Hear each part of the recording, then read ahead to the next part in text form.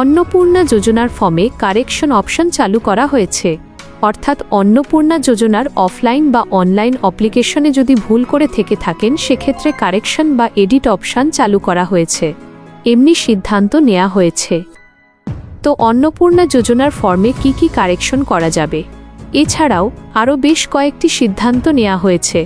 তো আজকের ভিডিওর মাধ্যমে আমি আপনাদের জানাবো যে অন্নপূর্ণা যোজনা যে নতুন গাইডলাইন কি এসেছে, কিভাবে ফর্ম কারেকশন করা যাবে, কি কি কারেকশন করা যাবে এবং আরও কি কি নতুন নতুন গাইডলাইন সংযুক্ত করা হয়েছে, সম্পূর্ণ বিস্তারিত আজকের ভিডিওর মাধ্যমে আপনারা জানতে পারবেন।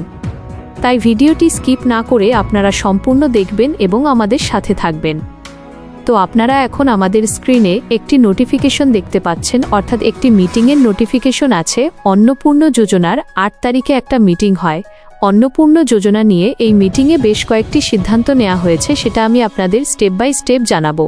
তো আপনারা দেখতে পাচ্ছেন এখানে বলা আছে, পশ্চিমবঙ্গ সরকারের মহিলা ও সমাজকল্যাণ বিভাগের সচিবের সভাপতিত্বে অন্নপূর্ণা যোজনার একটি পর্যালোচনা সভা অনুষ্ঠিত হয়েছে এবং এই সভাতে উপস্থিত ছিলেন জেলা ম্যাজিস্ট্রেট বা অতিরিক্ত জেলা ম্যাজিস্ট্রেট এবং এসডিও বিডিও থেকে সমস্ত কমিশনাররা এই সভাতে উপস্থিত ছিলেন।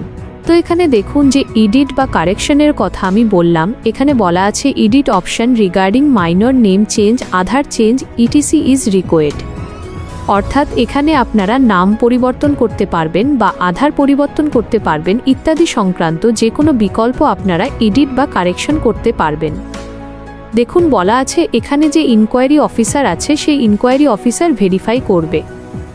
ভেরিফাই হওয়ার পর সেটা যদি অযোগ্য প্রমাণিত হয়ে থাকে পরবর্তী সময় সেই অ্যাপ্লিকেশনটি বাতিল করে দেয়া হবে এবং যে রিভার্টেড অ্যাপ্লিকেশনগুলি আছে, যে অ্যাপ্লিকেশনগুলি রিভার্ট বা ব্যাক করে দেয়া হয়েছে, সে অ্যাপ্লিকেশনগুলি ইনকোয়ারি অফিসার লেভেলে ইনকোয়ারি হবে, সেটা 9 জুলাই 2026-এর মধ্যে। এখানে বলা আছে যে AWH অর্থাৎ Anganwadi worker, Anganwadi helper, ASHA worker, civic volunteers, para teacher ইত্যাদি এ সমস্ত যারা অন্নপূর্ণা যোজনার জন্য আবেদন করেছেন, এদের অন্নপূর্ণা যোজনার আবেদনপত্র যোগ্য হিসাবে বিবেচনা হবে কিনা সে সম্পর্কিত এখনও পর্যন্ত নির্দিষ্ট নির্দেশই না আসা পর্যন্ত আপাতত এই সমস্ত অ্যাপ্লিকেশনগুলি অ্যাপ্রুভ দেয়া হবে না। অর্থাৎ যে সমস্ত পরিবারে সরকারি সেক্টর থেকে বেতন বা রেমুনারেশন পেয়ে থাকে মান্থলি বেসিসে, সেই সমস্ত পরিবারের যেমন অঙ্গনবাড়ি ওয়ার্কার, অঙ্গনবাড়ি হেল্পার, আশাকর্মী, সিভিক ভলেন্টিয়ার, প্যারাটিচার ইত্যাদি এ সমস্ত পরিবার যদি অন্নপূর্ণা যোজনার জন্য আবেদন করে থাকে তাহলে সে সমস্ত অন্নপূর্ণা যোজনার আবেদনটি যোগ্য হবে কিনা এই নিয়ে এখনও পর্যন্ত পরিষ্কার কিছু বলা নেই। আবার নির্দিষ্ট নির্দেশ না আসা পর্যন্ত আপাতত এই অ্যাপ্লিকেশনগুলি ফোল্ড করা থাকবে বা অ্যাপ্রুভ দেয়া যাবে না।